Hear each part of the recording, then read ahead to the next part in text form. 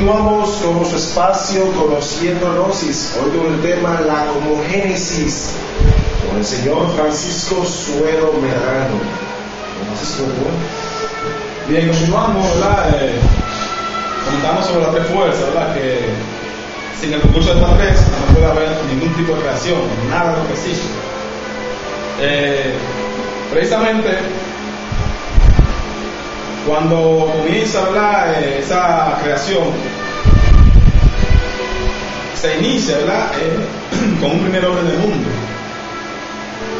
que es el protocosmos o el absoluto. Allí inicia, ¿verdad?, el proceso de la creación. Fíjense que la creación, ¿verdad?, como hemos dicho también en otras ocasiones, se fue plasmando desde lo espiritual hasta lo puramente material. Se fue plasmando hasta ya tener una materia, ¿verdad?, visible y tangible. La materia lógicamente existe, pero ya se va tomando forma hasta hacerse visible y tangible, ¿verdad?, ya como la vemos hoy en día. En el primer orden del mundo, o el protocosmos absoluto, está formado, ¿verdad?, por múltiples soles espirituales, trascendentales, liminales. O sea, este orden del mundo lo conforman esas esferas, ¿verdad?, radiantes. Fíjense que realmente tenemos un concepto, ¿verdad?, de la divinidad, de Dios, pero ese concepto no pasa de ser concepto.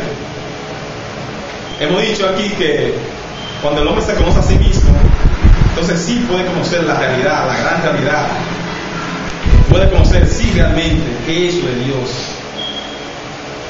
esa manifestación de Dios, qué es realmente.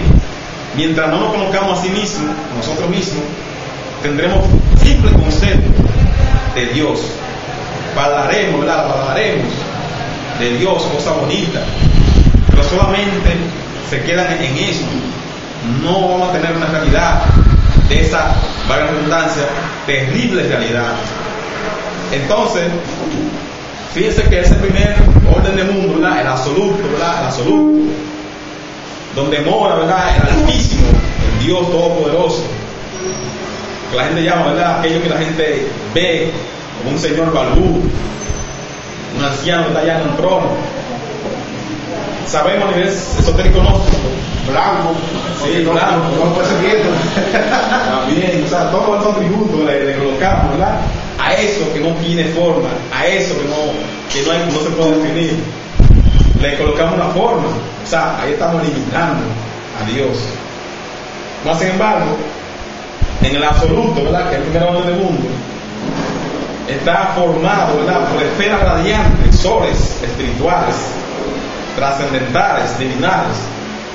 O sea, todas esas esferas allí, ¿verdad?, forman ese orden del mundo que es el absoluto. Cuando nosotros imaginamos esa esfera, nos imaginamos como una hoguera grande, como un fuego ardiente, ¿verdad?, llamas encendidas, ¿verdad?, que es el absoluto, de donde surge, ¿verdad?, toda la creación, todo el proceso de creación, hasta llegar a nosotros, al ser humano. Fíjense que la Biblia habla, dice que Dios es un fuego devorador, así dice la Biblia. Dice, Dios es un fuego devorador. Y ese fuego devorador, ¿verdad?, hemos hablado aquí en ocasiones, que nosotros somos una chispita, una chispa que se desprendió de ese fuego, ¿verdad?, nosotros como esencia, una chispita que salió de esa gran hoguera, ¿verdad?, de ese fuego devorador. Y somos nosotros, ¿verdad?, esa parte, ¿verdad?, de ese gran fuego. Entonces, realmente el primer orden del mundo está formado, ¿verdad?, por esos soles espirituales extraordinarios, ¿verdad?, esferas radiantes, ¿verdad?, que jamás podrán ser percibidas, ¿verdad?, por los astrónomos a través de sus telescopios. Jamás los astrónomos, jamás la ciencia podrá visualizar, podrá ver estas esferas, ¿verdad?, porque sabemos que están en otra dimensión, ¿verdad?, muy alejada de nosotros. Entonces, por tal razón, a través del lente, a través del telescopio, será imposible visualizar, ¿verdad?, estas esferas. Solamente la podemos ver nosotros a través de nuestro propio laboratorio, a través de nuestro propio, ¿verdad?, porque somos parte de él. Solamente, ¿verdad?, la parte puede ver la misma parte. Lógicamente que si la ciencia, el científico comienza a hacer un trabajo espiritual, lógicamente tendrá la dicha, ¿verdad?, también de ver aquello. Pero con un simple aparato, con el simple intelecto, no podremos llegar allí.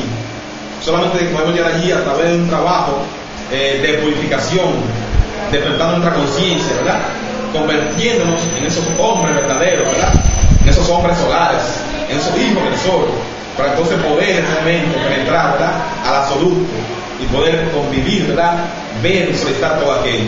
Hablando de aparato, Francisco, el hombre siempre ha hecho algunos inventos. Por ejemplo, ha hecho el carro, ¿verdad?, los aviones y una serie de cosas que prácticamente le han hecho la vida fácil a la gente, o más cómoda, ¿verdad? Claro.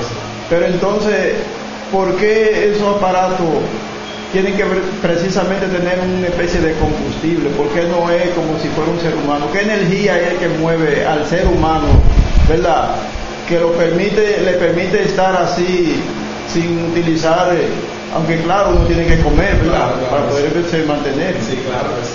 El vehículo tiene que usar un combustible, pero entonces, ¿qué hay ahí dentro del organismo? ¿Quién puso eso? Que el individuo se mantiene así, aunque dure 2 o 3 días sin comer. Precisamente, aunque bueno, tal vez estamos un poquito fuera de hablar del tema, pero como quiera. Sí, pero es parte de la creación, porque es la creación. Fíjate claro, que, como decía el colega César, ¿verdad?, la ciencia crea artefactos, vehículos, ¿verdad?, aparatos, y lógico tienen que dotarlo, ¿verdad?, de un combustible también. Y aquí, ¿verdad?, algo, aunque la misma naturaleza lo da, ¿verdad?, hay una creación en que lo da el combustible, pero lógico tienen que investigar y lógico utilizarlo. Ya ahí vemos, como quiera, que ese combustible sale de la naturaleza, o sea, hay una creación que se lo da para que lo utilicen. ¿Ves? Lógico, hay otro tipo de combustible que también el hombre podía utilizar. Lo que ocurre es que todavía no está capacitado, no está apto, ¿verdad?, para poder emplear aquel combustible. ¿Ves? Pero sí vemos que los combustibles, ¿verdad?, que el hombre crea cuando no tiene una espiritualidad, cuando no conoce, ¿verdad?, de la parte divina, entonces lo crea y a la corta a la larga comienzan a hacer daño a la nueva naturaleza. Eso es lo que se más bueno, que aunque la empresa lo da, pero no fue un fin. El hombre lo ha utilizado y al final no te puede hacerlo. Así. Precisamente como dice el colega Montillo, de verdad que eso está ahí, pero no es el fin realmente, sino el fin de estar ahí. Por ejemplo, el caso del petróleo, ¿verdad? Exactamente. Entonces tiene otro fin, ¿verdad? Vemos que al hombre estar extrayendo el petróleo de la tierra va provocando desequilibrio, como está pasando hoy en día. Y lógico, se está reflejando. Vemos ya hoy en día el problema que hay, el calentamiento global, el producto, ¿verdad?, de gran manera aquello, ¿verdad? Entonces vemos que el hombre, por no conocer, ¿verdad?, la parte, ¿verdad?, esotérica de la creación, por no tener esa virtualidad, lógicamente, todo lo que inventa a la corta a la larga es para dañar a él mismo, para dañarse a él mismo. Entonces, precisamente, cuando uno conoce, cuando uno comienza a tener un grado de perfección, comienza, ¿verdad?, a emplear realmente la cosa que debe emplear. Por ejemplo, el caso de los famosos ovnis, los famosos, ¿verdad?, extraterrestres. Esos seres tienen un grado de perfección que ellos utilizan un combustible que no hace daño. Precisamente esos seres utilizan el éter. Ay, lo digo. Utilizan el éter, un combustible, ¿verdad?, que está ahí en la naturaleza y no hace daño, pero ellos lo usan y está donde quiera que ellos se muevan. Ahí está el éter, donde quiera que está el éter, porque todo está inundado por el éter. Igual que la energía solar, la ciencia ha comenzado a utilizarla, pero lógicamente todavía estamos en pañales en la utilización de esa energía.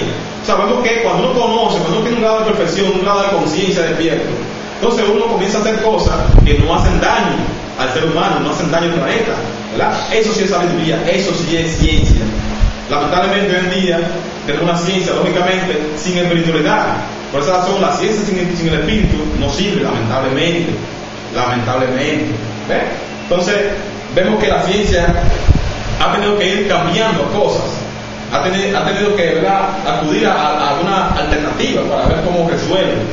Pero lógicamente, como repito, como no tenemos la espiritualidad, no llegamos, ¿verdad?, cabalmente, ¿verdad?, a utilizar lo que se debe utilizar realmente para el buen funcionamiento, ¿verdad?, del planeta, del universo, ¿verdad?, de nosotros mismos.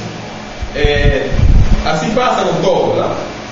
Entonces, por eso hemos dicho que a través de que uno vaya dando un grado de espiritualidad, un grado de perfección, uno va lógicamente conociendo las cosas tal cual son. Mientras tanto, tenemos unos conceptos, ¿verdad?, de las cosas. Entonces, continuando, colega César, quedó la pregunta o Sí, lo que en realidad tú has dicho parte, porque esto es algo medio profundo, muy profundo. Pero como tú dijiste ahorita, estamos en un tema, vamos a seguir en el mismo tema.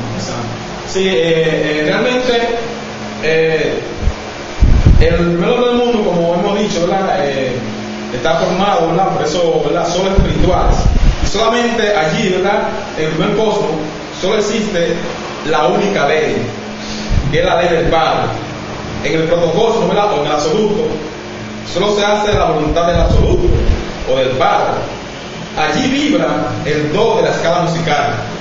Fíjense que ahí entra, ¿verdad?, en función la ley del 7. La ley del 7, esa ley maravillosa, ¿verdad?, que va organizando. Fíjense que esto de la escala musical, ¿verdad?, al igual que los números, tienen un objetivo, ¿verdad? Lógico, ya el ser humano también lo emplea para otro objetivo, pero el objetivo principal es otro. Fíjense que estas escalas musicales le van dando, ¿verdad?, el ordenamiento, ¿verdad?, al cosmos, a esa organización, a esa armonía que existe en el cosmos. Bien, vamos a un break. En breve continuamos con su espacio Conociendo la Gnosis.